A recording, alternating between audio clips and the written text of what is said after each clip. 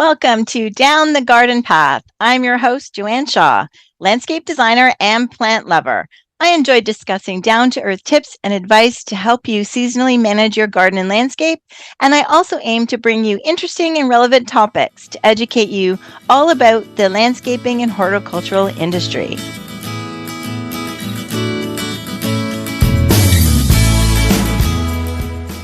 This is the second in a series of Joanne Shaw Down the Garden Path with Houseplant Chat. This time, talking about the doles of January, I thought we would talk about soil in your houseplants and a little bit about watering. So, of course, they kind of go hand in hand. So as I mentioned in the first of the series, many of you might have many houseplants or just a couple, or maybe you're new and you don't have houseplants. So I'm hoping to give you some confidence to give it a shot. And if you are a nervous plant owner, to give you the confidence to continue and realize that sometimes the plant didn't try hard enough. So I have several in my office, as many of you who are watching on video can see. And as I mentioned in the first plant chat, that my window in my office is quite large, but it is north facing. So in the summer, I will get some west sun, but the rest of the year, I really don't get too much. So most of these plants are low light, or I move them around. I move them in and out to, just to keep me happy and keep the plants happy. So for those of you looking to do some gardening or indoor gardening this time of year, now is a good time to take a look at your existing plants. This part is for people who don't have plants, or do have plants, sorry. This is for people who do have plants, and checking to see whether they need to be repotted. If the roots are sticking up in the pot, if the roots are coming out the bottom, if you have holes in your pot and the roots are coming out of the bottom, or just if you find when you water it, the water takes a long time to really absorb, or when you water it, the water disappears, it dries out very quickly and you feel like you need to keep watering it. Those are some of the basic signs visually that your plant may need to be repotted. And I do suggest most garden centers or nurseries, plant places near you, probably not the big box stores, but any garden center or nursery that sell houseplants. Most of them, if you have a very large plant, like a tropical plant in a large, like I think, like a 20-inch, not even, probably bigger than that, like a 30-inch pot or more. Sometimes you want someone professional to pot those up, especially they tend to be a little bit pricier, like fiddle leaf figs or large palm trees or banana trees. You really do want to get some professional, because like banana trees, they look very root bound, and for the size of the plant, the pot is usually smaller because they don't want a ton of water. So if you put it in too big of a pot, they will not be happy. So I think it's best to kind of consult a professional. But if you're looking at, small house plants like this little guy here, and don't be fooled, it's a little pricey one because he's got pink and he's very pretty and very unique. Then you can do that potting up yourselves. So start with a very good potting soil. You may want to, put a tarp down or something like that. If you don't, I tend to do it in my kitchen, and then I just make a mess and then I clean it all up afterwards. But so it was finding a new pot, one size up. You never want to jump, from something like this size, which would be, maybe a 6-inch pot, to something, let's say this size. So this has this finished amaryllis in. You don't want to do that. You want to just go up one step because you don't want to overwater the plant. So that's why soil and watering are so connected. So it's really quite straightforward in that you want to add a little bit of new soil to the existing pot. Sometimes I take the old pot and that pot with the plant in it and kind of push that down and make sure you've got, like a little, almost like, like playing in sand, really, put the bucket in and kind of create that space. And then you gently remove the roots from the pot and put them in the new pot. So, it can be straightforward, but I know some people are a little bit nervous and worried. The roots are much tougher. The plant is much tougher than you give it credit for. You can't really hurt it. Even if a couple of roots break off, or even if you were to snip a couple of roots, it's fine. I'm not saying go ahead and do that, but they're not as fragile as many people believe or think that they are. And then you want to top it up with some more soil and just, tap it lightly or water it gently a little bit and let the water, I would keep it so the water drains right out. And then if you might need to add, a little bit more soil as the soil settles, so you can play with it that way and make sure that the roots are all tucked in and nothing is exposed, and that's great. And that's a really good way to invigorate, not necessarily a plant at this size, but like much bigger, that's been in a pot a long time. If it hasn't really grown or it doesn't look like it's thriving, then sometimes it just really is root bound, much like the plants outside. Sometimes that's an issue, and you need to break them up or divide perennials from being too root bound, that type of thing. And that's where water comes into play. So because overwatering is more of an issue than underwatering. And I have been a chronic person about doing that. So I'm kind of like feast or famine. So I'm either paying too much of attention to them or I completely forget about them during the busy design season. So I've been convinced to go to more of a pot in pot method. So this is something I recommend. So if you currently have it in a pot without holes and it needs to be repotted, then I suggest getting a pot. Obviously it can be bigger than this little guy that I'm holding up that has holes on it. And if you don't have any of those, all the garden centers are recycling pots and they all have stations outside. You can pick up the right size plastic pot. It's just a grower pot with holes in it that will fit the nice pretty pot. Or sometimes the pretty pots do come with holes and then you just need a little saucer. So that's another option, right? And this allows you to, because if you overwater it, the water will collect in the bottom. It drains right out. And you can give it an hour or so and then check and see. And if there's still water, if you gave it that much water and there's still water in the pot, then you dump this out and you put the pot back in. So it really does help you help the plants not be sitting in standing water. And that's where I have struggled in the past because I'm being a bit more feast and famine. And then I'll think, oh, I haven't watered in a month, so I better give it a really good drink. And that isn't the best way forward. Some of the plants may survive that way. I know my pathos, there's some plants that they do fine, even when they're overwatered, but many don't, and many won't really succeed. And especially when you get something a bit more expensive or something more special.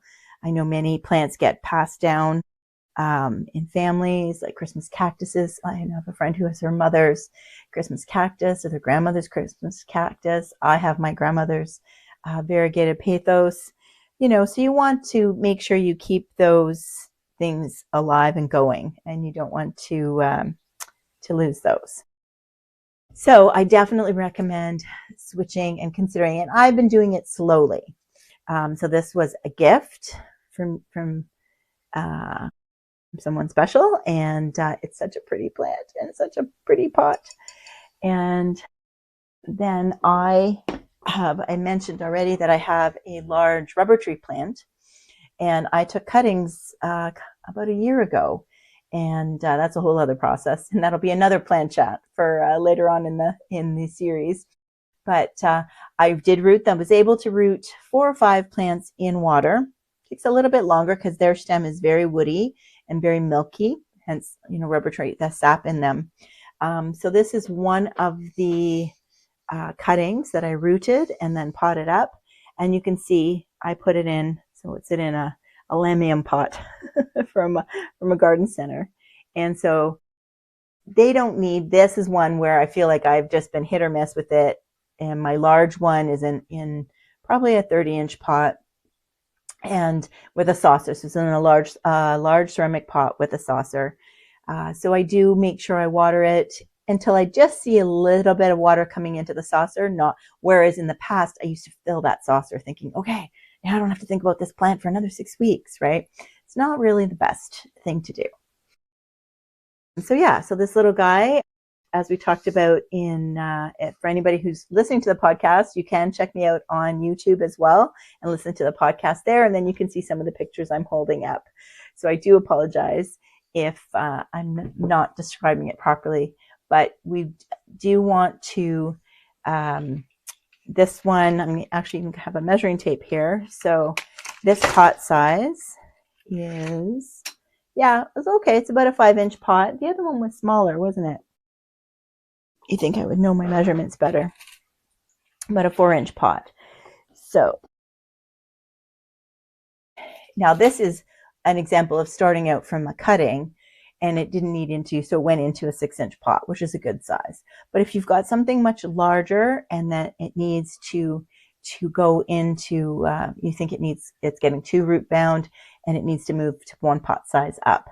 So I recommend taking it out of, let's say, the ceramic pot with no saucer and putting it into a temporary pot, or moving it into a ceramic pot that does have holes. Either way, but that way you allow drainage. And even if you do end up, your hand slips and you put a lot of water and the saucer's full, the nice thing is you can sometimes the pots are too big and heavy and you can't really move them to dump that saucer out. But I've just taken a towel and just sopped up all that excess water, and then just toss that into the laundry, bring it out in the sink and toss it in the laundry, and that way you're not overwatering the plant. So that is something that will help people who have a tendency to overwater. My theory is that less water is more, or less water is better. So don't worry, you don't have to water every week. Each plant will require a different amount of water based on their variety, by the amount of light that they get. Really, the variety is the big one, because depending on where they grow in the forest, and even though they are tropical plants, many of them are understory tropical plants. So that's why in the summer, when you bring them outside, they're not meant to go in full sun. They're really meant to go in part sun or even shade, because they like the heat, but they don't necessarily want the full sun. Even though they're growing in the rainforest, they're growing under other trees, like I said, understory trees. So if those two things don't help you by having a pot with holes and a saucer, or a pot and pot method, or if you have something else that, let's say it's doing fine, it's not ready to be potted up, and you don't want to bother moving it or changing it up, then this little gadget, for our listeners on the podcast, is a water meter. So most garden centers, big box stores will sell this water meter, and it really is just a range, and it'll say dry, moist, and wet. And it gives you a range. Because sometimes you think, oh, I haven't watered that in weeks. And then you look at it and it's like, it's fine. It's moist, it's fine, it's happy, it's okay. Or it's on the line between dry and moist. Okay, it's fine. And then other times you might think, geez, I feel like I watered that yesterday, and the meter's all the way over to dry. I'll try to hold that up to the camera. So, for around $10 or so, it can be peace of mind to just give your plants. Sometimes I leave it in one or two that are really special to me and I really want to keep an eye on, or I can move it around and test it out. Like I had just recently watered this rubber tree plant baby, and so it says moist. It's there is a scale, so this is it's actually dry, so it's close to moist. Moist is between 4, and this particular one is between 4 and 7. And right now it's sitting at a 2, which is dry. So it probably could get some more water. So I think I don't want you to be afraid of potting up plants and finding out whether they need to be potted up into a larger pot. Sometimes they may just be really root bound, and they may just need a top up of fresh soil. I know I have a couple where there's quite a gap between the top of the pot and the roots, and that type of thing. So taking it out of the pot kitchen counter, laundry sink, something like that, where you can really get a good look at the roots. And sometimes you need to put, the crown of the plant can be a little bit higher in the pot. So maybe you need a bit more soil at the base of the pot and then replant the pot that way. So sometimes this might be staying in the same pot. So, the winter when we were puttering around and we miss having our hands in soil, and hands in soil, even potting soil, is very good for us. Uh, Lots of studies have showed that, of how much it enriches our spirits and our ourselves. So that's something to consider when you are doing that. And if you bring home a new plant, or if you're going to try a new plant, for the most part, they won't need to be potted up from the store. Sometimes there's a lot of really good plants available online, where people are moving and they can't take their plant. They have changed their mind and their space, and they're getting rid of plants. So sometimes you can pick up some really good deals online, and that might be something where you want to make sure that it's in the right size pot. It's also good to make sure checking the soil or changing the soil is also good, because there's some insects that get into the soil, and that happens when you do water too much. You finally get those fungus gnats, and that will be in another plant chat when we talk about pests for our plants. But right now, I want you to focus on the soil and whether you need, and I do recommend good potting soil.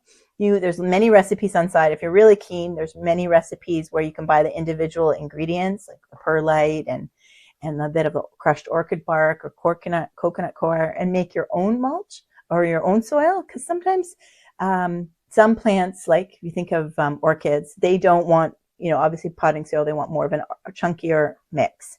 So doing a little bit of research on your plant. Or if you have a variety of plants and you don't want to buy a variety of different soils, then it might make more sense to make your own soil. But January and February are a great time to do that, and to pot up your plants or move them up or just improve your soil overall. And if you are a nervous overwaterer, then switching to a pot option, or making sure the pot has drainage. I know there's going to be a bunch of you who are going to say, what I used to do was always put gravel. So I never did that, this pot and pot. I just would put gravel, then soil, and then my plant. But I have issues with fungus every winter. I will have, or when I do that, forgetful thing and overwater my plants, then I will have fungus gnats. And yes, those yellow sticky tape things that go in your house plants work. They get rid of the adults, and the adults can't lay eggs. But I just didn't want to do that anymore. So that's why I'm trying to do pot and pot, or make sure my nice pots have drainage holes. And that's a good thing to ask for when you need a gift. If you have houseplants and you need more pots with holes, then that's a good thing to put on your gift list. Or checking secondhand stores as well. So lots of times people get rid of some really nice pots, and we can definitely talk about that for pots outside as well, but that'll be a whole other episode. So I hope this little houseplant chat helped, and you're not afraid to move and change some of your pots and some of your plants, and really take them out of the old soil and put them in some new soil. Again, a straight basic quality soil. It doesn't need a whole bunch of fertilizer. It doesn't need any of the extra things that people want to sell you in their potting soil. Just a basic one, because in the winter your plants are not growing actively because of the low light conditions. So they do not need fertilizing. We're not going to fertilize for a couple of months still. So you don't need to buy potting soil that's got all these added ingredients and all these added things. So stick with a good quality, basic potting soil for your houseplant. If you have questions, please message me, comment on the blog, or comment on the podcast, or reach out to me on social. I would love to answer any other questions, Or if you've got other questions about houseplants and you think it would make a great episode of Houseplant Chat, then I would love to hear from you. So thanks, everyone. Thank you for listening to this episode of Down the Garden Path. Bye for now.